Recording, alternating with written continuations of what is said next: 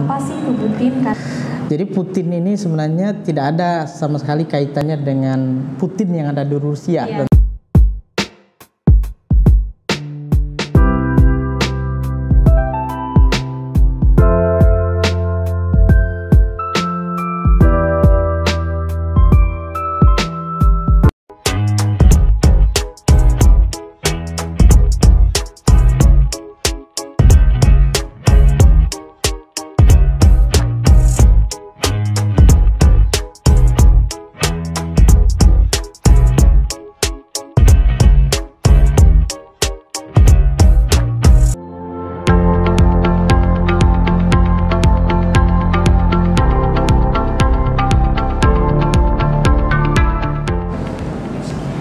Assalamualaikum warahmatullahi wabarakatuh.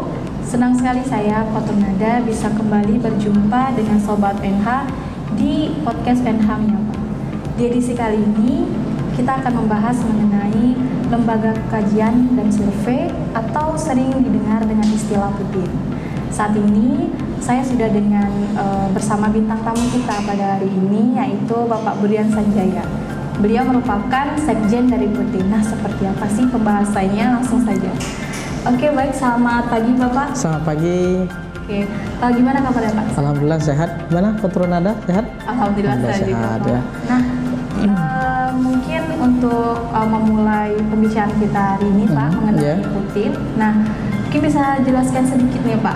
Apa sih itu Putin? Karena mungkin ada yang nggak pernah dengar atau baru dengar tapi belum memahami gitu apa itu. Oke, baik, terima kasih ya.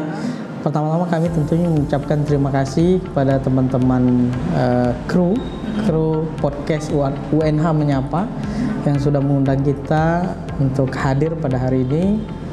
Tentunya untuk sharing informasi tentang salah satu lembaga kajian dan riset ya. Tadi mungkin Nada bertanya tentang Putin gitu ya. Nah, mungkin sedikit kita gambarkan sedikit. Jadi untuk teman-teman sahabat podcast UNH Menyapa dimanapun Anda berada juga gitu ya. Jadi Putin ini sebenarnya tidak ada sama sekali kaitannya dengan Putin yang ada di Rusia tentunya ya. Jadi Putin ini merupakan salah satu lembaga kajian dan riset gitu. Jadi lembaga ini lahir sebenarnya berangkat dari diskusi kemudian berangkat dari proses-proses melihat fenomena yang terjadi terutama di Provinsi Jambi, sehingga di tahun 2017 terutama dalam hal ini Pak Dr. Fahrudin sebagai punggawanya ya, sebagai direktur eksekutifnya, jadi mengajak saya waktu itu untuk sepertinya untuk menanggapi persoalan yang terjadi hari ini, untuk bergerak gitu, bagaimana posisi kita sebagai akademisi, sebenarnya kita harus buat sebuah lembaga gitu. Nah, sehingga lembaga tersebut disebut Public Trust Institute. Jadi belum ada singkatan Putinnya waktu itu. Jadi lembaga Public Trust Institute di tahun 2017 gitu. Nah, lembaga ini tentu bergerak pada fokus pengembangan pemerintah dan kajian kesejahteraan sosial sebenarnya. Jadi kesejahteraan sosial, kemudian core yang kita bangun adalah pendidikan, pelatihan, pendampingan gitu ya. Baik itu ke lingkungan pemerintah maupun lingkungan kampus ataupun mungkin lebih luas lagi ke swasta dan masyarakat gitu. Nah, itulah yang melatar belakangi lembaga Public Trust Institute ini muncul. Nah, jadi Putin ini singkatan dari Public Trust Institute gitu. Jadi untuk lebih mudah menyebutnya kita buat singkatan Putin gitu. Jadi tidak ada hubungannya dengan Putin yang ada di Rusia, nah, gitu ya. Tidak ada hubungannya dengan Donald Trump ataupun yang lainnya gitu ya. Jadi atau Obama Trust gitu kan, pernah dengar itu gitu ya. tapi lebih kepada singkatan dari Public Trust Institute. Jadi sebenarnya di lembaga ini bukan saya sama Pak Dr. Fahrudin saja, tapi juga ada keterlibatan teman-teman akademisi yang lain gitu. Baik itu ada beberapa unsur kampus yang terlibat, beberapa kampus yang ada di Provinsi Jambi ya, dari Universitas Jambi, dari Universitas Nurdin Hamzah gitu ya. Nah ini berdasarkan multidisiplin keilmuan gitu loh. Di sini juga ada yang backgroundnya keilmuannya bidang ekonomi gitu ya. Kemudian ada backgroundnya bidang politik. Saya sendiri di kajian sosialnya, kemudian bidang ekonomi dan sebagainya lah, multidisiplin. Untuk saat ini itu. Jadi perkumpulan ini tentunya ingin tadi membawa misi pengembangan pemerintah dan kesejahteraan sosial gitulah, dengan sasaran bukan hanya masyarakat, pemerintah, swasta, lingkungan kampus dan semuanya gitu menjadi sasaran kami gitu. Ya. Berarti mahasiswa pun juga ada peran di sini, Pak ya? Ya, artinya seperti ini. Posisi kita misalnya di kampus ini kan kemitraan gitu ya. Jadi kalau kegiatan-kegiatan yang sudah kita lakukan, misalnya sejauh ini dari 2017 sampai tahun 2022 ini ya, banyak kegiatan-kegiatan mulai dari kajian misalnya, kita bermitra dengan pemerintah gitu ya, di pemerintah provinsi, di beberapa pemerintah kabupaten. Misalnya saya contohkan, kita melakukan kajian tentang di Kabupaten Bungo misalnya, membuat naskah akademik tentang pengembangan bandara Kabupaten Bungo ya, bandara udara. Kemudian di Merangin misalnya kita melakukan naskah akademik kajian tentang BUMD. Kemudian di desa juga kita ada kajian tentang BUMDes gitu ya. Di provinsi juga kita ada beberapa kajian. Nah, dan juga termasuk tadi yang disampaikan mungkin survei politik gitu ya, pemetaan perilaku memilih masyarakat yang sudah terjadi kemarin ketika Pilgub, kemudian pemilihan bupati di beberapa kabupaten tentunya. Nah, tadi yang ditanyakan ada misalnya mahasiswa ya, tentunya mitra kampus ini sangat penting sekali bagi Putin gitu ya. Bagaimana kawan-kawan mahasiswa juga kita libatkan dalam proses penelitian dan kajian gitu ya. Misalnya dalam kegiatan survei, kawan-kawan mahasiswa dilibatkan sebagai tenaga surveyornya gitu ya. Sebagai tenaga. Iya, surveyor ke lapangan, melakukan wawancara, mencari data dan sebagainya. Saya pikir ini sangat bagus sekali untuk kawan-kawan mahasiswa. Kenapa? Karena praktek ya. Kita di kampus mungkin belajar tentang mata kuliah metodologi penelitian, kualitatif, kuantitatif. Nah, untuk praktek pelaksanaannya kita mengakomodir kawan-kawan mahasiswa untuk belajar gitu lah. Sebagai gambaran lah nantinya. Iya, sebagai gambaran. Karena ke depan saya pikir mahasiswa akan ketemu dengan skripsi, penelitian dan sebagainya. Nah, ini menjadi awal bagi mereka untuk belajar melakukan riset lapangan gitu. Nah, seperti itu kurang kali. Berarti peran mahasiswa pun di sini juga penting gitu, Pak ya. Artinya mereka juga bisa belajar, kemudian akhirnya nanti ada gambaran nih untuk misalnya buat skripsi. Iya. Dan di samping mereka belajar tentang metodologi penelitian, saya pikir dalam kegiatan survei misalnya ya, survei perilaku memilih masyarakat misalnya dalam konteks pilkada, pileg nanti ke depan misalnya ya. Mereka belajar tentang metodologi penelitian kuantitatif misalnya. Nah, tapi di samping itu juga mereka bisa mendapatkan data gitu lah. Jadi topik mungkin ke depan mereka akan bahas, mengangkat skripsi dengan tema yang pernah mereka jumpai ketika keterlibatan mereka dalam lembaga ini gitu kan. Itu saya pikir sah-sah saja. Akan sangat mudah gitu. Sekali mendayung 2-3 pulau terlampaui gitu. Belajar juga, tapi dia juga dapat kesempatan untuk mencari data awal mungkin untuk melakukan riset nanti. Apalagi kita di kampus Universitas Nurdin Hamzah kan ada prodi ilmu pemerintahan, kajian-kajian tentang kebijakan pemerintah gitu ya. pemerintah lokal kita, tentu bisa diangkat menjadi sebuah tema skripsi. Nah, gitu. Jadi sangat kawan-kawan mahasiswa yang terlibat, saya pikir sangat bermanfaat sekali untuk bermanfaat sekali untuk keberlanjutan, menambah pengalaman dan sebagainya. Memberi pengalaman lah sebenarnya Pak. Iya, memberi pengalaman bagi mereka ya untuk ke depan gitu. Selain tadi kan mahasiswa nih Pak ya, nah kalau untuk bagiannya, bagian dari Putin itu sendiri itu apa aja gitu? Jadi kita visi yang dibangun oleh Putin adalah menjadi lembaga penelitian, pendidikan dan pengkajian gitu ya. Artinya untuk kajian kita sudah berjalan, riset kita sudah berjalan, kemudian pendampingan dan pendidikan, pengabdian masyarakat misalnya ya. Public trust itu tentunya tidak hanya melakukan proses kajian dan riset tadi, tapi dalam konteks pengabdian kepada masyarakat juga kita lakukan. Misalnya ada beberapa kegiatan yang pernah dilakukan terkait pendampingan BUMDes misalnya. Nah, kita juga karena kita ini multidisiplin keilmuan, personel yang terlibat, ada yang di bidang ekonomi, dia terlibat melakukan pendampingan, penguatan BUMDes, penguatan kelembagaan desa dan sebagainya gitu. Berarti ada kaitannya. Iya, ada kaitannya juga. Jadi pengembangan pemerintah lah, pengembangan pemerintah, kesejahteraan sosial tadi gitu ya. Apa yang menjadi persoalan, kebutuhan, terutama persoalan sosial tadi, tentunya itu menjadi core kita untuk dikaji, kemudian dilahirkan solusi melalui kajian dan riset tadi gitu. Tentunya itu. Oke, baik Sobat UNH, kita break dulu setelah pariwara berikut ini.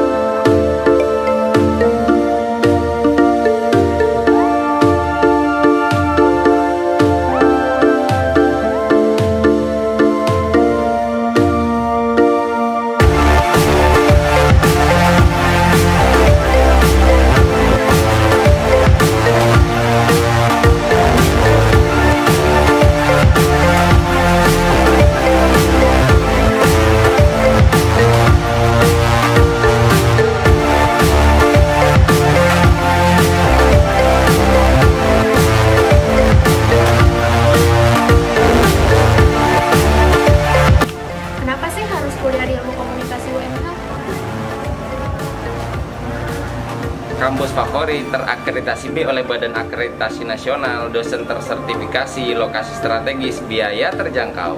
Serius? Bukannya biayanya mahal? Ya enggak lah. Dengan 2 juta kalian bisa kuliah di Prodi Ilmu Komunikasi UNH. Yuk capcus. Jadi setelah lulus bisa jadi apa?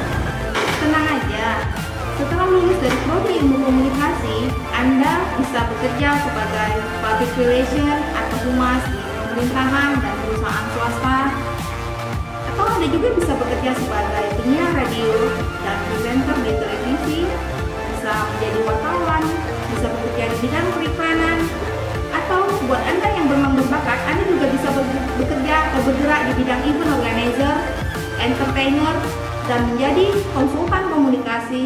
Masih banyak peluang-peluang kerja lain yang bisa Anda manfaatkan di era digital saat ini. Mari bergabung di Prodi Ilmu Komunikasi Universitas Nurdin Hamzah. Buruan sekarang juga. Hai generasi muda, sahabat milenial, masih ragu mau kuliah di mana? Buang rasa ragumu, gabunglah bersama kami di Ilmu Komunikasi Universitas Nurdin Hamzah Jambi. Kampus terakreditasi, prospek kerja nyata, kampus merdeka, Indonesia Jaya.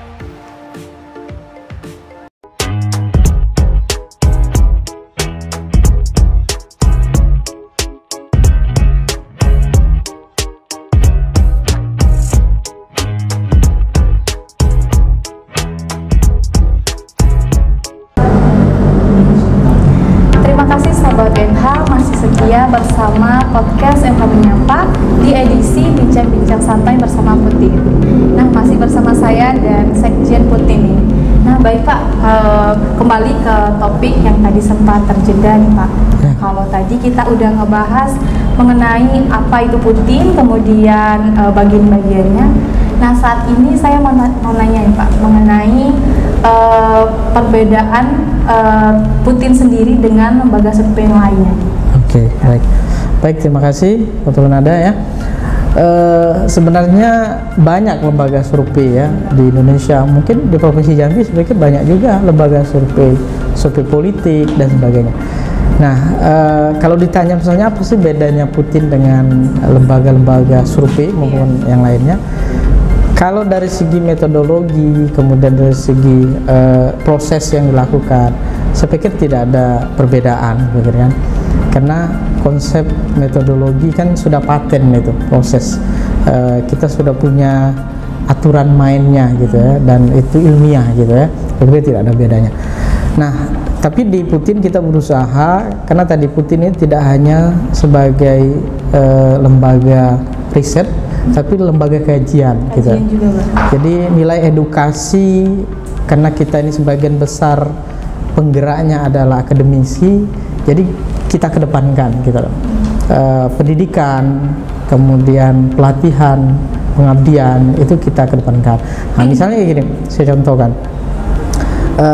Ketika Putin melakukan survei politik gitu ya, pemetaan tentang perilaku memilih, artinya kami tidak semata-mata melakukan ini dengan kepentingan ingin melihat misalnya bagaimana perilaku memilih masyarakat ketika pilkada dan sebagainya gitu.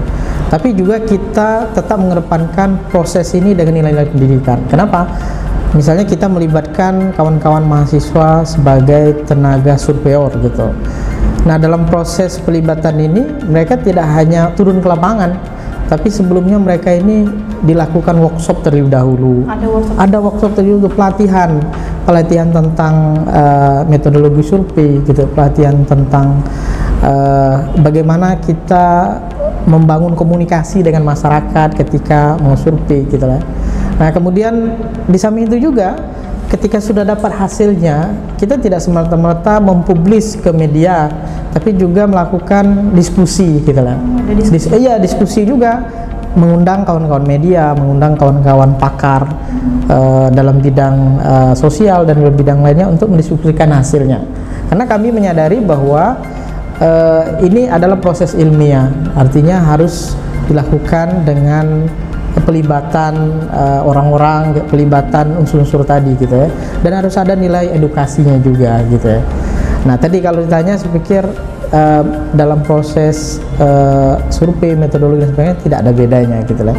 Nah, cuma kami berusaha mengedepankan gitu loh, karena tadi yang saya sampaikan, kita ini terdiri lahir dari kelompok akademisi barangkali ya.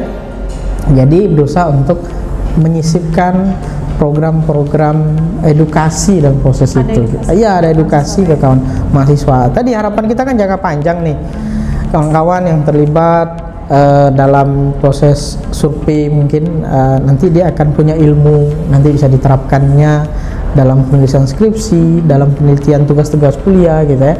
Dan kami juga memberikan kesempatan kalau memang datanya ini bisa didiskusikan di kelas untuk dikembangkan, silakan gitu loh. Nah, itu saya pikir.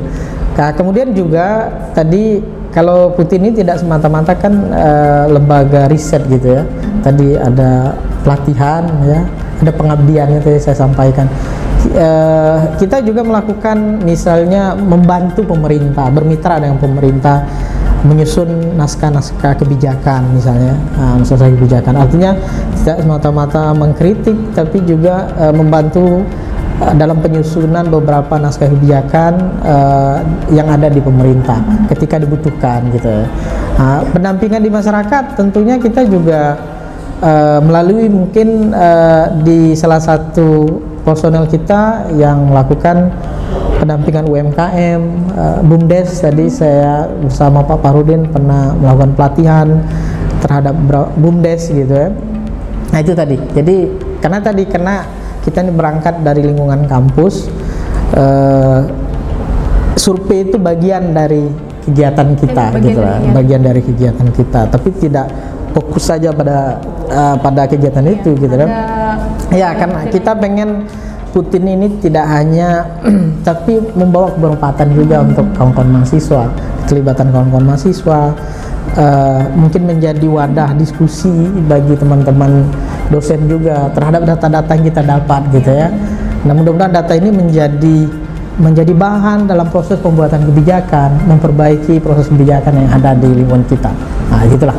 Ya, kayak gitu. Berarti nggak hanya survei aja? Iya tidak, itu hanya bagian saja, bagian saja dari kegiatan kita gitu. Kan ada kajian, kemudian ada pembelajaran. Iya pembelajaran untuk kawan-kawan mahasiswa. Kalau kita libatkan dalam proses tenaga enumerator, surveyor, nah dia juga dilatih gitu loh, dilatih dulu. Dan kalau mereka dapat mata kuliah metodologi penelitian, nah ini bagian juga dari itu gitu loh. Nah, praktek langsung. Mungkin ada pernah ikut?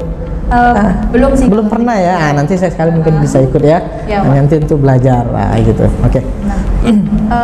Kalau untuk kegiatan sekarang ini, mungkin Putin ada event mungkin Pak? Iya. Kemarin kita memang sudah melakukan salah satu survei politik sebenarnya untuk Kota Jambi.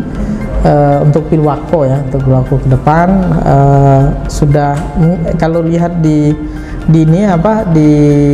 searching di Google itu beberapa publikasi hasil survei sudah kita sampaikan di sana. Bukan hanya tentang Pilwako tapi juga tentang Pileg juga, partai politik juga gitu ya, untuk memberikan edukasi sebenarnya kepada masyarakat. Karena sebentar lagi kita akan pemilihan pilkada, sebentar lagi kita akan pemilihan legislatif. Ini kan salah satu bentuk pendidikan politik juga kepada masyarakat untuk mulai mengenal gitu loh.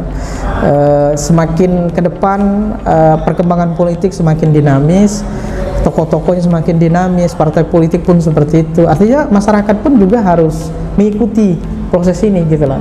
Nah kami berusaha untuk mempublikasi hasil survei dalam rangka tadi mengedukasi juga kepada masyarakat.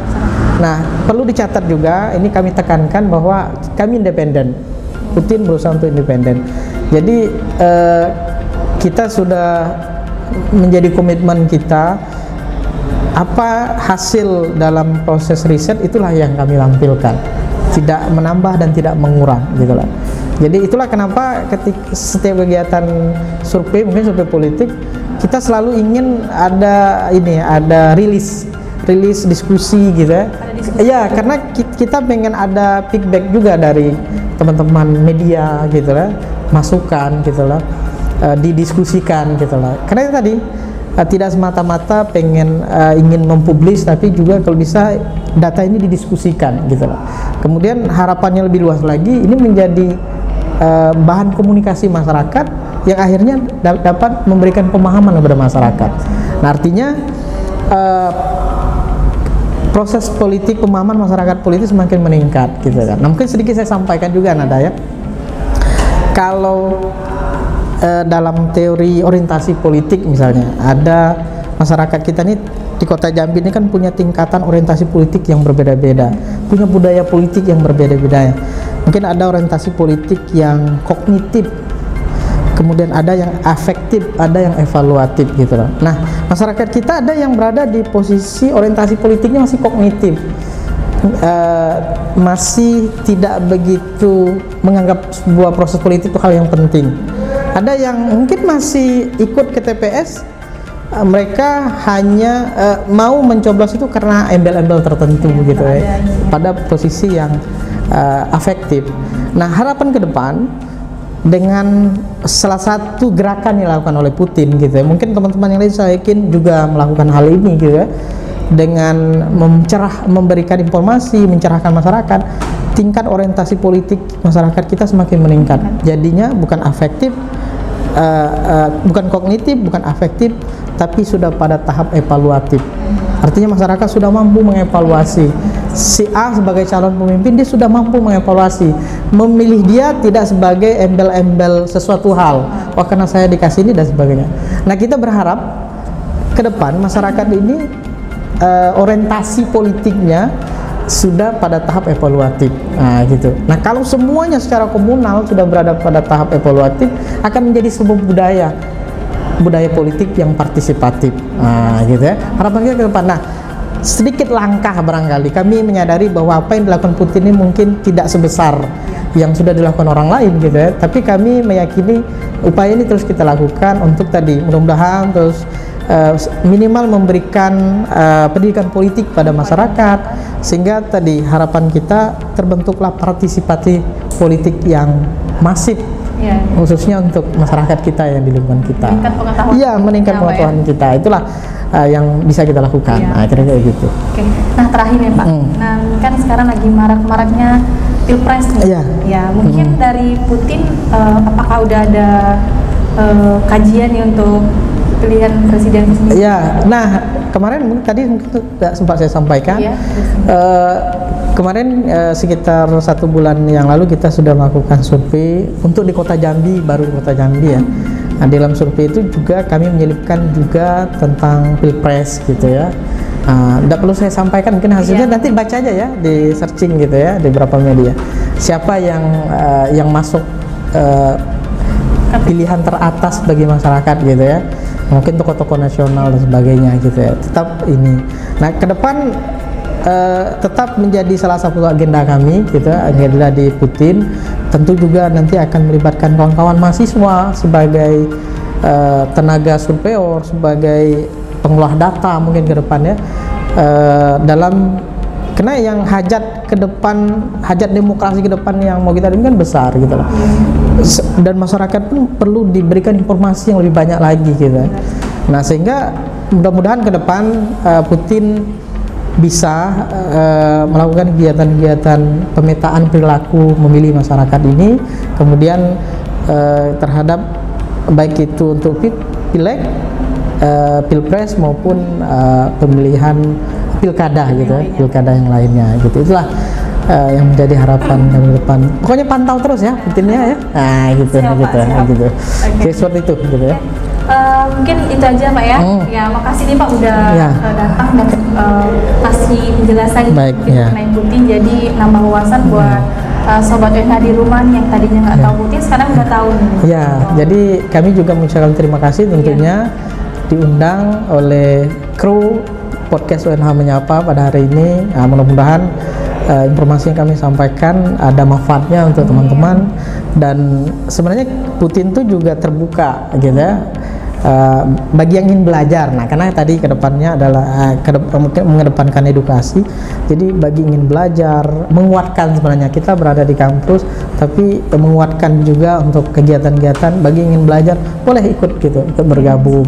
Karena di Putin juga ada juga beberapa mahasiswa yang magang sebenarnya, ada juga gitu loh, magang belajar gitu ya, tentang tadi, karena mereka mau skripsi, jadi ada beberapa yang mereka butuhkan. Nah, kita terbuka gitu ya.